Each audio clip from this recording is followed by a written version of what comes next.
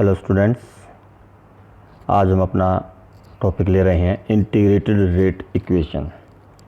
इससे पहले आप पढ़ चुके हैं रेट लॉ और ऑर्डर के बारे में। तो रेट लॉ जो कि हमारी experimentally observed rate of reactions को एक्सप्रेस करती है, और उसमें power of sum of powers को हम ऑर्डर बोलते हैं। तो उससे अगला आगे हमारा बड़ा मेन टॉपिक, इम्पोर्टेंट टॉपिक है इंटीग्रेटेड रेट इक्वेशंस। तो इंटीग्रेटेड रेट इक्वेशन हमें दो ऑर्डर हैं, ज़ीरो ऑर्डर और फर्स्ट ऑर्डर। इन दो ज़ीरो ऑर्डर और फर्स्ट ऑर्डर रिएक्शंस के लिए हमें इंटीग्रेटेड रेट इक्वेशंस ड्राइव करनी है, और उनसे रिलेटेड न्यूमेरिकल्स आज हम करेंगे। जो भी उनसे रिलेटेड न्यूमेरिकल्स हैं या क्वेश्चंस हैं वो हम करेंगे आज। तो इसमें सबसे पहले हमारी integrated rate equations for zero order. अब ज़ीरो ऑर्डर है तो सपोज कीजिए हमारी रिएक्शन है ए चेंज इनटू प्रोडक्ट। तो ज़ीरो ऑर्डर है मतलब रेट लॉ के अंदर जो हमारी पावर होगी, मैं यहाँ थोड़ा सा दिखा रहा हूँ, तो इसका मतलब होगा कि जो रेट होगी वो होगी हमारी के इंटू कंसनट्रेशन ऑफ ए की पावर ज़ीरो। और जबकि रेट क्या होती है हमारी, रेट होती है चेंज इन कंसनट्रेशन, अगर स्मॉल लेवल पे है तो डी, कंप्लीट ओवरऑल है तो डेल्टा। तो delta concentration of A upon D T, reactant है तो आगे साइन माइनस होगा। तो ये हमारी होती है रेट। तो कुल मिलाकर हमारा minus D A upon D T rate will be equal to के इंटू ए नोट की पावर ज़ीरो। तो ये हमारा रेट इंटीग्रेटेड रेट इक्वेशंस को डेरिवेशन के लिए हम स्टार्टिंग जब करेंगे तो रेट आएगी ज़ीरो ऑर्डर के लिए।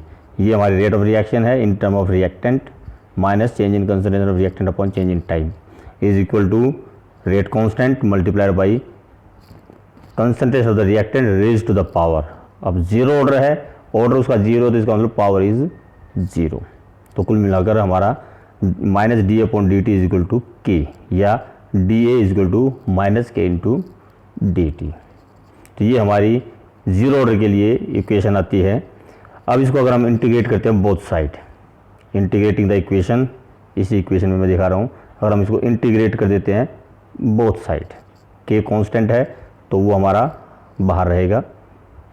तो integration of d A is equal to minus k into integration of d t, जो कि हमारी आएगी del concentration of A is equal to minus k T plus I, where I जो हमारा वो इंटीग्रेशनल कांस्टेंट कहलाता है। इंटीग्रेशनल कांस्टेंट इसकी क्या वैल्यू होगी, इसको निकालने के लिए हम मानते हैं, सपोज कीजिए हमने माना टाइम इज ज़ीरो, मतलब व्हेन रिएक्शन स्टार्ट, जिस में रिएक्शन स्टार्ट होती है जो कंसंट्रेशन होती है वो इनिशियल कंसंट्रेशन कहलाती है। तो when the time is zero, जो concentration of A will be equal to A naught. A naught means initial concentration. तो अगर हम इसकी वैल्यू टी की वैल्यू ज़ीरो रख दी जाए यहाँ पर, इस इक्वेशन के अंदर अगर हम टी की वैल्यू ज़ीरो रख दें तो हमारा ए की वैल्यू आ जाएगी ए नॉट। टाइम ज़ीरो होगा तो कंसंट्रेशन होगी, ये जो हमारी वो है ए नॉट हो जाएगी। तो A naught will be equal to I, ये वैल्यू हमारी के टी जो हमारी ज़ीरो हो जाएगी, क्योंकि टी टाइम ज़ीरो लिया है हमने। टाइम अगर हम ज़ीरो लेते हैं, टाइम अगर ज़ीरो लेंगे तो ये सारी वैल्यू ज़ीरो हो जाएगी, ये इनिशियल कंसंट्रेशन हो जाएगी ए नॉट। तो I will become equal to A naught. तो इस आई की वैल्यू अगर हम अपने इस इक्वेशन में रखते हैं, आई की वैल्यू अगर हम यहाँ रख दें, आई की वैल्यू जो हमारी ए नॉट आई है, तो इसकी वैल्यू अगर हम यहाँ रखते हैं तो A is equal to concentration of A is equal to minus k T plus A naught, ये हमने आई की वैल्यू यहाँ पर पुट कर दी। तो concentration of A is equal to minus k T plus A naught, या k t is equal to A naught minus A, या k is equal to one by t A naught minus A, ऐसे लिख दो। या इसको ऐसे भी लिखा जाता है के is equal to A naught minus A upon t. A naught जहाँ इनिशियल कंसंट्रेशन है, ए हमारी concentration at time t, in between the reaction, किसी भी समय जब हम रेट कांस्टेंट निकाल रहे हैं उसमें जो कंसंट्रेशन है वो होगी A naught initial concentration, time is the t is the time. तो ये हमारी इंटीग्रेटेड रेट इक्वेशंस हो गई for the zero order reaction. ये हमारी इंटीग्रेटेड रेट इक्वेशंस है। ये हमारी integrated rate equation for zero order reaction है। इसका डेरिवेशन मुश्किल नहीं है, बड़ा सिंपल है।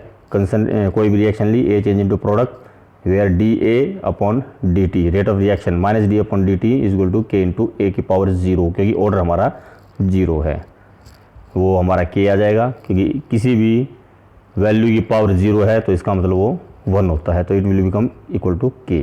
तो d is equal to minus k t, इसका इंटीग्रेशन करोगे आपका एक concentration of A will be equal to minus k T plus I, where I is the integration constant. अगर हम टाइम जीरो लेते हैं तो ये सारा जीरो हो जाएगा, लेकिन जीरो टाइम पर इनिशियल कंसंट्रेशन हमारी ए नॉट होगी, जो हमारी कंसंट्रेशन होगी वो ए नॉट होगी इनिशियल कंसंट्रेशन। तो आई की वैल्यू हमारी ए नॉट आ जाती है, जिसकी वैल्यू अगर हम पुट करेंगे इस इक्वेशन में तो A is equal to minus k T plus A naught हो जाएगा, ये जैसे यहाँ पर हुआ। तो हमारा कुल k t is equal to A naught minus A और k is equal to 1/t A naught minus A या A naught minus A upon t, initial zero order reaction के इंटीग्रेटेड रेट इक्वेशन। अगर इसमें हम थोड़ा सा graphically देखें इस चीज़ को तो देखिए, in any reaction of zero order must obey equation second, जो इक्वेशन पीछे हमारी आई है, as then equation is integral of y equal to M x plus c. तो अगर हम concentration of A versus time का अगर हम ग्राफ ड्रॉ करते हैं पीछे इक्वेशन में, इस इक्वेशन में हम ए की कंसंट्रेशन वर्सेस टाइम, अगर आप ये इक्वेशन ले लो, ए वर्सेस टी अगर हम लें, ए वर्सेस टी, 1/k इस तरफ आ जाएगा, time versus A, Y axis पर टाइम और ए एक्सिस पर एक्स एक्सिस पर अगर हम कंसंट्रेशन लें तो जो हमारा ग्राफ है वो कुछ इस तरह से आएगा। जो स्लोप है उसका माइनस के की इक्वल होगा ये, और ये जो इंटरसेप्ट होगा वो इनिशियल कंसंट्रेशन होगी according to Y equal to M x plus C equation के हिसाब से। यहाँ जो हमारी इक्वेशन आई है ध्यान रखना, वाई हमारी टी इज इक्वल टू, मैं ए नॉट माइनस ए अपॉन के, मैं के को इस तरफ लिया है, टी को इस तरफ, तो टी वर्सेस अगर के हम टी वर्सेस ए का ग्राफ अगर हम ड्रॉ करते हैं तो हमारा जो माइनस के है वो स्लोप में आ जाएगा और ए नॉट जो हमारा इसमें इनिशियल कंसंट्रेशन इंटरसेप्ट आएगा। और इसी तरह से अगर as A rate of independent of the concentration, अगर रेट और कंसंट्रेशन का हम ग्राफ ड्रॉ करते हैं तो कंसंट्रेशन पर रेट डिपेंड नहीं करती, वो ग्राफ हमारा स्ट्रेट लाइन आएगा। तो ये कुछ इसका ग्राफिकल रिप्रेजेंटेशन है। अब उसके बाद आते हैं हम इसकी half life of the zero order reaction. Half life का डेफिनेशन हम पहले कर चुके हैं। हाफ लाइफ होता है when concentration of the reactant becomes half. अब हमारी जो, पहले मैं यहाँ पर इसमें समझाता हूँ, हमारा फार्मूला है के is equal to A naught minus A upon T. आप इसको ऐसे भी लिख सकते हो, ए नॉट को आप ऐसे भी लिख सकते हो, कंसंट्रेशन ऑफ ए नॉट ऐसे भी लिख सकते हो। मैं कंसंट्रेशन को ए मानकर, इनिशियल कंसंट्रेशन को ए नॉट और फाइनल कंसंट्रेशन को ए मानकर चल रहा हूँ। तो अगर हम बात करते हैं हाफ लाइफ की तो टाइम इसमें हो गया ए नॉट माइनस ए अपॉन के। अगर मैं इसमें टाइम को हाफ मान के चलता हूँ, मतलब जब हाफ टाइम हो चुका है, हाफ टाइम होता है जब फाइनल कंसंट्रेशन इनिशियल कंसंट्रेशन की आधी रह जाती है, मीन्स जो हमारी ए है वो ए नॉट का आधा होगा, A naught divided by 2। Final concentration will be half of the initial concentration because 50% have been consumed and 50% left. तो A naught minus half of A naught, तो ये हमारा ए नॉट अपॉन 2 ही आएगा। तो कुल मिलाकर half life period for zero order हमारा आता है ए नॉट अपॉन 2t। तो कुल मिलाकर यहाँ पर हाफ लाइफ जो है डायरेक्टली प्रोपोर्शनल है इनिशियल कंसंट्रेशन के और इन्वर्सली प्रोपोर्शनल है टाइम के। इसको आप यहाँ पर ऐसा भी समझ सकते हैं, ये हमारा हाफ लाइफ पीरियड है। Half life is the same time during which is the time during which 1/2 of the reactants are consume. तो ये हमारे रिएक्शन है के नॉट या K zero, rate constant for zero order is equal to A naught minus A upon T. तो इसको हम T को अगर हम हाफ लाइफ मान के चलें, टी हाफ, तो कंसंट्रेशन है जो फाइनल कंसंट्रेशन वो इनिशियल कंसंट्रेशन की आधी होगी। इनकी वैल्यू अगर हम पुट करेंगे तो ये हमारा के नॉट आ जाएगा A naught upon 2 T half, या T half is equal to A naught upon 2 K. वो आप किसी भी तरह से इसको एक्सप्रेस कर सकते हैं। ये इसका ग्राफ आ जाएगा इसके टर्म में, टी हाफ इज इक्वल और T half versus concentration, T half इस तरफ ले जाओ, के यहाँ आ जाएगा। तो ये जो इक्वेशन हमने अभी बनाई थी t half is equal to A naught upon 2k plus 0 मैं कर देता हूँ, तो y is equal to M x plus c हमारी इक्वेशन हो गई। तो t half versus A naught का ग्राफ होगा 1/2k, 1/2k हमारा स्लोप हो जाएगा और 0 इंटरसेप्ट 0 से स्टार्ट होगी, ये जो लाइन शुरू होगी, ग्राफ शुरू होगा वो 0 से, इंटरसेप्ट इसमें हमारा 0 है, स्लोप पॉजिटिव होगा 1/2k के इक्वल है, क्योंकि स्लोप इसमें 1/2k है तो स्लोप हमारा पॉजिटिव आएगा, ऊपर की तरफ लाइन जाएगी। तो इस तरह से हमारा हाफ लाइफ पीरियड होगा ये 0 ऑर्डर के लिए। अब इसके बाद हम लेते हैं फर्स्ट ऑर्डर के लिए इंटीग्रेटेड रेट इक्वेशन और फिर उसकी हाफ लाइफ पीरियड। देखिए जरा integrated rate equation for the first order. अब इसमें फिर से वो इक्वेशन लेके चलते हैं हम, let it be A change into product. Now जो हमारे रेट ऑफ रिएक्शन है minus d x upon D T. अब यहाँ पर हमने ध्यान रखना एक्स हमने इनिशियल कंसंट्रेशन ली है, suppose we start with a moles per litre of the reactant, a इसमें इनिशियल कंसंट्रेशन लिया है और x moles per litre have been consumed after time t. After time t x moles, ये आपके x moles per litre of it have decompose, a x moles of a change into product. Initial moles हो गए हमारे a, final mole हो गए a minus x, क्योंकि x तो consume हो चुके हैं, बचे कितने, ए में से एक्स माइनस कर दिए। तो किसी भी टाइम टी पर जब एक्स मोल कंज्यूम हो चुके हैं तो हमारे ए मोल्स बच गए। तो कुल मिलाकर हमारी यहाँ अगर आप देखोगे initial concentration a moles per litre, final concentration आ गई a minus x moles per litre. तो अब according to the law of mass actions, rate law जो होगी वो हमारी रेट ऑफ रिएक्शन जो होगी वो minus d x upon D t equal to ई आ जाएगी आपकी, d x upon D t equal to के into a minus x. X में हमने कंज्यूम लिया है, ये फाइनल कंसंट्रेशन से आ गई। Where k is called the rate constant और specific rate constant for the reaction for the first order. The expression for the rate constant k may be derived as follows.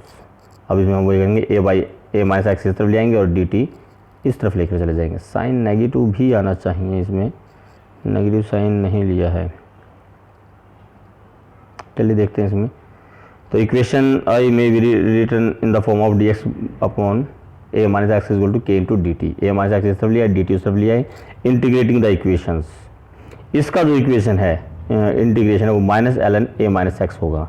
ये अगर हम यहाँ पर concentration लेके चलते हैं डी ए, इसमें यहाँ पर अमाउंट कंज्यूम ली है इसलिए माइनस साइन नहीं लिया गया है। अगर हम यहाँ पर कंसंट्रेशन लेकर चलते डी अपॉन ए माइनस एक्स, तब यहाँ पर माइनस साइन होता और फिर उसका इसका इंटीग्रेशन ए माइनस एक्स हो जाता हमारा।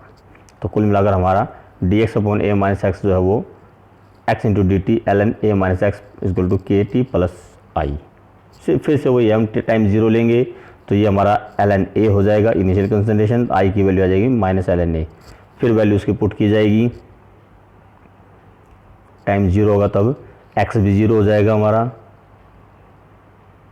तो ये हमारा माइनस एल एन ए हो जाएगा, वो ये आई की वैल्यू आ जाएगी। इसकी वैल्यू पुट करेंगे हम minus L N A minus x equal to के T plus minus L N a, और k t equal to l N A minus L N A minus x, और k t equal to l N a upon A minus x, where k equal to 1/t l N A minus x. अगर natural log को हम log में convert करेंगे तो 2.303 से multiply हो जाएगा। ये आपका integrated equation for first order आ जाएगी। थोड़ा सा इसको मैं अपने हिसाब से भी एक्सप्लेन करता हूँ, एक मिनट ये लीजिए।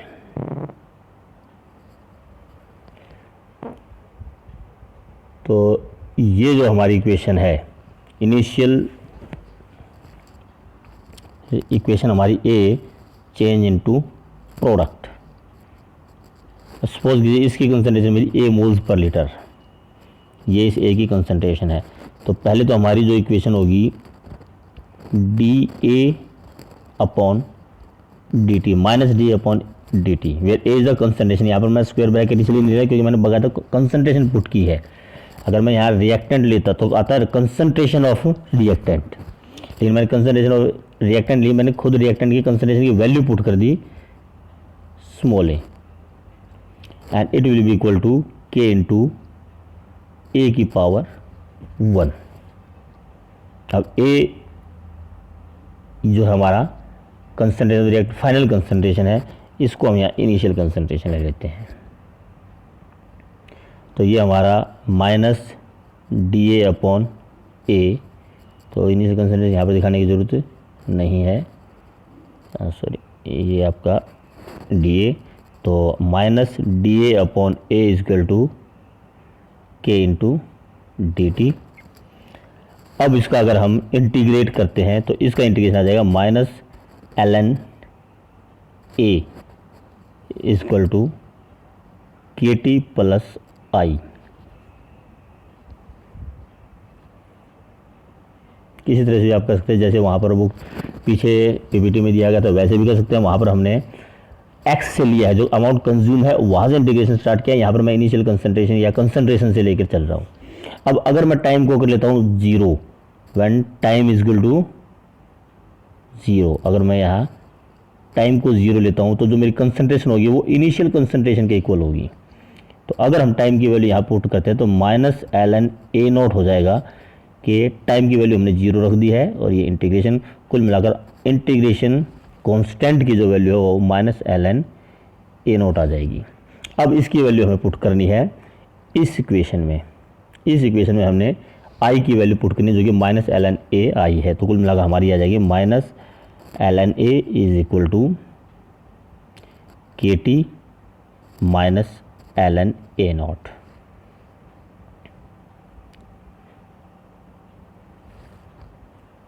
और यहाँ k t will be equal to l N A naught minus L N a natural log. ये एल एन का मतलब है नेचुरल लॉग। अब ये क्योंकि बार माइनस साइन है, अगर इसको मैं इकट्ठा एक साथ लूँगा तो k t will be equal to l N A naught divide by a. ध्यान रखना लॉग में हम मल्टीप्लाई को प्लस और डिवाइड को माइनस लेते हैं, अगर अलग अलग करते हैं तो इकट्ठा किया है तो माइनस को हमने डिवाइड में कर दिया। या k is equal to 1/t l N A naught upon a. और अगर इस नेचुरल लॉग को मैं लॉग में कन्वर्ट करूँगा तो it will be multiplied by 2.303 upon t l log A naught upon a. अब इसमें ए नॉट है मेरी इनिशियल कंसंट्रेशन और ए है मेरी फाइनल कंसंट्रेशन। इस फाइनल कंसंट्रेशन को हम ऐसे भी दिखा देते हैं, अगर मैं ए को इनिशियल कंसंट्रेशन मान के चलता हूँ लॉग ए अपॉन ए माइनस एक्स। अब यहाँ पर क्या फ़र्क है, ये जो मेरी ए है this is the initial concentration और एक्स है अमाउंट कंज्यूम्ड, जितनी अमाउंट कंज्यूम हो गई है। तो अमाउंट लेफ्ट जो फाइनल कंसंट्रेशन होगी वो क्या होगी, अमाउंट लेफ्ट। और वो कितनी होगी, इनिशियल में से कंज्यूम माइनस कर दी जाए तो हमारी अमाउंट लेफ्ट बच जाती है। ये हमारी अमाउंट लेफ्ट है और ये इनिशियल है। इसमें भी ये मेरी इनिशियल है और ये अमाउंट लेफ्ट है एट एनी टाइम टी है। तो ये हमारी इक्वेशंस बनती हैं, इसको किसी भी फॉर्म में एक्सप्रेस किया जा सकता है। किसी भी फॉर्म में आप ऐसे भी एक्सप्रेस कर सकते हैं, ऐसे भी एक्सप्रेस करते हैं। k is equal to 2.303 upon T log a divided by a minus x, या k is equal to 2.303 upon T log A naught upon a. अब सपोज कीजिए आपको दिया गया है, सॉरी सपोज कीजिए आपको ये दे दिया गया आपको कि टी 60%, मतलब जब 60% रिएक्शन कंप्लीट हो गई है उसमें टाइम कितना होगा या उसमें रेट कांस्टेंट क्या होगा, कुछ भी है तो वो हम इस तरफ एक्सचेंज कर लेते हैं। टी इस तरफ चलेगा, अगर टाइम निकालना तो के इस तरफ आ जाएगा। तो टी 60% की अगर इक्वेशन लिखनी है तो वो कितनी होगी, क्या होगी 2.303 अपॉन के लॉग। अब 60% है, मतलब अगर मैं इनिशियल को 100 मानता हूँ, 100 है, 60% रिएक्शन कंप्लीट हो चुकी है, कितनी बची 40। तो यहाँ ये रहेगा ना टी 60 अगर आपको है तो यहाँ पर 40 आएगा, क्योंकि 60% कंप्लीट हो गया। ये हमारा होता है अमाउंट लेफ्ट, 60% कंप्लीट तो 40% लेफ्ट है जब मैंने इनिशियल 100 ली है।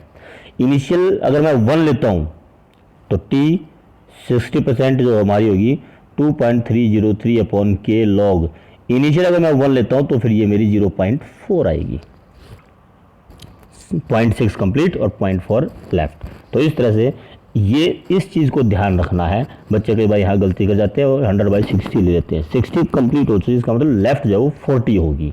तो इस तरह के न्यूमेरिकल्स, इस इक्वेशन पर जो न्यूमेरिकल्स काफ़ी आते हैं। तो देखिए इसमें हमारा ये डेरिवेशन था, आप इस तरह से डेरिवेशन कर सकते हैं, जैसे भी आपको ठीक लगे वो कर लेना। अदरवाइज जो नोट में मैंने समझाया है उसके हिसाब से, हाँ बीच में जैसे डिवाइडिंग द इक्वेशन है या इंटीग्रेटिंग द इक्वेशन है वो सेंटेंस जरूर बीच में लिखने हैं। ग्राफिकली देखा जाए तो जो हमारी इक्वेशन है उसमें ये इक्वेशन हमारी k0 2.303 upon T log a not upon a ऐसे भी लिख सकते हैं। तो इसमें अगर हम ग्राफ ड्रॉ करते हैं टाइम वर्सेस लॉग ए वर्सेस टाइम, लॉग ए वर्सेस टाइम, तो उसमें हमारा माइनस के अपॉन 2.303 ये हमारा ग्राफ स्लोप आएगा। अब कैसे है ये थोड़ा समझा देता हूँ मैं। जो इक्वेशन थी हमारी वो थी k equal to 2.303 upon T log A naught, एक minute, log A naught upon A है। तो इसको हम ज़रा K T upon 2.303 equal to log A naught minus A, ये हमने थोड़ा सा शिफ्ट कर दिया, टाइम इस तरफ लिया है और 2.303 इस तरफ डिवाइड बाई हो गया। और इसको सॉरी ये भी हमारा लॉग ए आएगा, log A naught minus log A दोनों को अलग अलग कर दिया है तो माइनस साइन आएगा, डिवाइड कीजिएंगे। अब हमारा अगर मैं इस लॉग ए को इस तरफ लेता हूँ और के टी इस तरफ, तो हमारी इक्वेशन आ जाएगी लॉग ए इस तरफ आगे पॉजिटिव हो जाता है equal to log A naught minus ये इस तरफ आगे नेगेटिव हो जाएगा के टी अपॉन 2.303।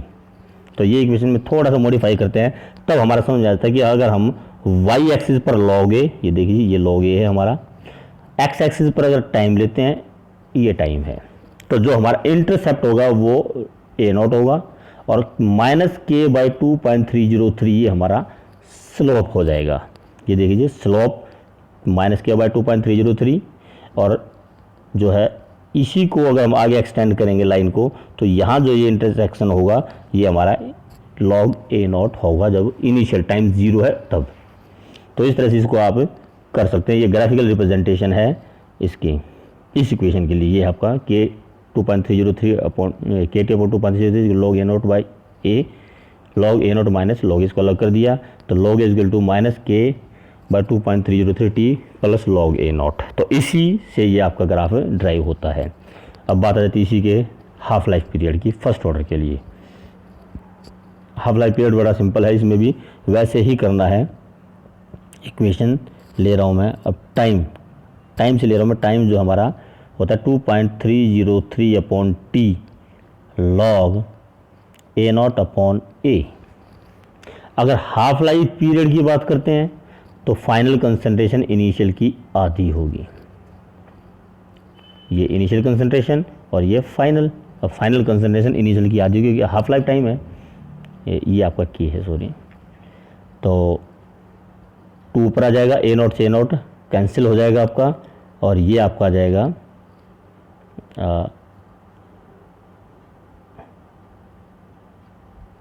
ये 2 आपका ऊपर आ जाएगा, टी मैंने ऊपर लिया है और ए नॉट से कैंसिल, लॉग ए आ जाएगा। तो टी हाफ जो होगा वो होगा 2.303 अपॉन के मल्टीप्लाई बाई लॉग 2 तो हमारा 0.3010।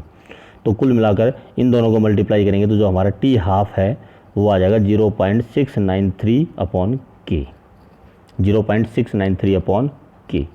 तो ये आपका हाफ लाइफ पीरियड इस तरह से ड्राइव होता है। ये देखिए ज़रा, ये हमारी फर्स्ट ऑर्डर की काइनेटिक्स है। K1 इक्वल टू K1 मतलब rate constant for first order 2.303 upon log A naught upon ए।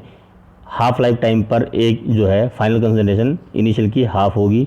इनकी वैल्यूज़ अगर हम पुट कर देते तो ये हमारा 0 हाफ जो है 0.693 के आ जाता है। अब इसमें ये ध्यान रखना है तो 0 ऑर्डर का जो हमारा हाफ लाइफ आया था वो ए नॉट बाई 2 के आया था मतलब half life period initial concentration पे डिपेंड करता है पावर 1, लेकिन यहाँ पर half life period initial concentration पे डिपेंड नहीं करता, कंसंट्रेशन पे डिपेंड नहीं करता, ये ध्यान रखने की बात है। Half life period of the first order reaction is independent of the concentration of reactant, जबकि जो हमारा इसमें आया था आपका half life period for first order, ये देखिए हाफ लाइफ पीरियड कंसंट्रेशन पे डिपेंड करता है, लेकिन जीरो पीरियड में फर्स्ट ऑर्डर रिएक्शन में हाफ लाइफ पीरियड कंसंट्रेशन पे डिपेंड नहीं करता। अब इसमें पॉइंट्स टू बी नोटेड है, इसमें काफ़ी चीज़ें हैं जिस पर क्वेश्चन फर्स्ट ऑर्डर पे काफ़ी आते हैं। तो क्या है, जैसे अब सपोज कीजिए आपको क्वेश्चन आ जाए कि fraction of order of the concentration of the reactant left after nth half life can be, मतलब 2 हाफ लाइफ या 3 हाफ लाइफ या 4 हाफ लाइफ के बाद कितना अमाउंट बचेगा 4 हाफ लाइफ के बाद। फार्मूला तो बड़ा सिंपल सा है, इनिशियल कंसंट्रेशन डिवाइडेड बाई 2 की power n, n is the number of half life. 4 half life period की बात करते हैं हम, तो a0 डिवाइडेड बाई 2 की पावर 4, मतलब इनिशियल कंसंट्रेशन का 2 की power 4 16, a0 by 16 initial concentration 1/16 amount बच जाएगी। सिंपली इसको सिंपल वे में अगर मैं इसको आपको रिप्रेजेंट करूं, क्वेश्चन है 4 हाफ लाइफ के बाद कितनी अमाउंट बचेगी। ये देखिए, अगर सपोज करो इनिशियल कंसंट्रेशन मैंने 1 मोल्स पर लीटर ली, तो 1 हाफ लाइफ के बाद जब कंसंट्रेशन आधी हो जाती है तो इसकी अमाउंट बच जाएगी 1/2। एक और हाफ लाइफ हो जाए, अब इनिशियल ये है, हाफ लाइफ के बाद इसकी आधी हो जाएगी, मतलब 1/4 हो जाएगी। एक हाफ लाइफ और हो जाए, अब 1/4 की आधी हो जाएगी, मतलब 1/8 हो जाएगी। चौथा हाफ लाइफ और हो जाए तो 1/16 हो जाएगी। तो 4 हाफ लाइफ के बाद जो अमाउंट बचेगी वो 1/16 बचेगी। ऐसी 5 हाफ लाइफ के बाद इनिशियल कंसंट्रेशन डिवाइड बाई 2 की पावर 5 1/32 हो जाएगी। तो किसी भी n हाफ लाइफ अगर हो जाती हैं तो उसके बाद जो अमाउंट बचेगी वो होगी हमारी nth 1/a initial concentration divide by a की पावर n। जैसे आपका क्वेश्चन दे रखे होंगे, ये है for a first order reaction, ये ध्यान रखना ये है फर्स्ट ऑर्डर के लिए। For a first order reaction the initial concentration of the reactant is 10 moles per litre, then what will be the concentration of the reactant left after 3 half. अब 3 half के बाद जो कंसंट्रेशन बचेगी वो आपको बतानी है। इनिशियल 10 है तो 2 की पावर 3, 3 हाफ के बाद ये आ जाएगी आपकी 10 डिवाइड बाई 8, 2 2 ज़ा 4, 4 2 ज़ा 8, तो 10 डिवाइड बाई 8 मीन्स 1.25। वैसे भी आप समझिए इसको, इनिशियल 10 लेके चलिए, पहला सपोज करो उसका हाफ लाइफ पीरियड 15 मिनट है, तो 15 मिनट के बाद इसकी कंसंट्रेशन रह जाएगी हाफ आफ्टर 15 मिनट। मान के चलो हाफ लाइफ पीरियड इसका 15 मिनट है, तो 15 मिनट के बाद कितने रह जाएंगे 5 मोल्स पर लीटर। एक और हाफ लाइफ, मतलब अगले 15 मिनट के बाद, अगले 15 मिनट में इसके हाफ हो जाएंगे 2.5। तीसरा हाफ लाइफ एक और 15 मिनट, उसके बाद इसकी कंसंट्रेशन 1.25। तो 3 हाफ लाइफ के बाद जो कंसंट्रेशन बचेगी वो 1.25 मोल्स पर लीटर बचेगी। तो इस तरह से नए करने की बजाय ये तो एक समझने का तरीका है, आपको सोल्व ऐसे करना है, इनिशियल कंसंट्रेशन डिवाइड बाई 2 की पावर 3। तो इस तरह से हमारा किसी भी कितने भी हाफ लाइफ के बाद अगर आपको कंसंट्रेशन निकालनी है तो इनिशियल कंसंट्रेशन डिवाइड बाई 2 की power n। In general reaction nth order half life period is equal to 1/a की पावर a0 की पावर n-1 या कंसंट्रेशन की पावर n-1 होती है। ये भी आप उसका जनरली फार्मूला, जैसे कि आपने देखा जीरो ऑर्डर में जो है वो पावर जो हाफ लाइफ पीरियड है वो a0 की पावर 0 पर डिपेंड करता है। अगर जीरो ऑर्डर रिएक्शन थी, अब इसमें मैंने बताया कि हाफ लाइफ जो पीरियड होता है वो 1/a कंसंट्रेशन की पावर n-1 पे डिपेंड करता है। अगर ऑर्डर है 0 तो हाफ लाइफ जो होगी 1/a की पावर -1 डिपेंड प्रोपोर्शनल टू, मतलब हाफ लाइफ पीरियड जो है वो a की पावर 1 कंसंट्रेशन पर डिपेंड करता है। जीरो ऑर्डर के लिए हमने निकाला भी था, जीरो ऑर्डर के लिए जो हमारा हाफ लाइफ पीरियड आया था वो कितना आया था a/2k, a0/2k। तो half life period zero order के लिए फर्स्ट ऑर्डर इनिशियल कंसंट्रेशन पे डिपेंड करता है। लेकिन अगर बात करें हम फर्स्ट ऑर्डर की, फर्स्ट ऑर्डर के लिए हाफ लाइफ पीरियड क्या आ जाएगा, फर्स्ट ऑर्डर के लिए हाफ लाइफ पीरियड था हमारा 0.693 अपॉन के, ये कंसंट्रेशन पे डिपेंड ही नहीं करता।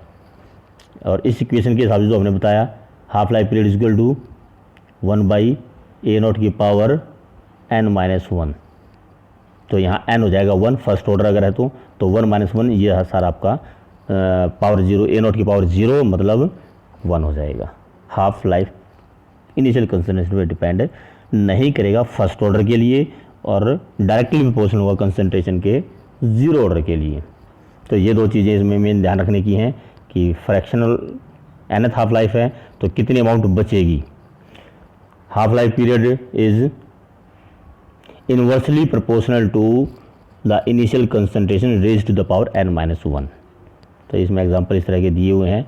और एक इसमें जो कुछ रिलेटेड क्वेश्चंस हैं, अब ये देखिए बहुत क्वेश्चन आते हैं कि इस तरह के कि at a first order reaction is 20% completed in 5 minutes, calculate the time taken for the reaction to complete in 60 minutes. अब ये गलती मत करना कि 20% हो जाती है 5 मिनट में, 40% हो जाएगी 10 मिनट में और 60% हो जाएगी 30 मिनट में, ऐसा गलत होगा।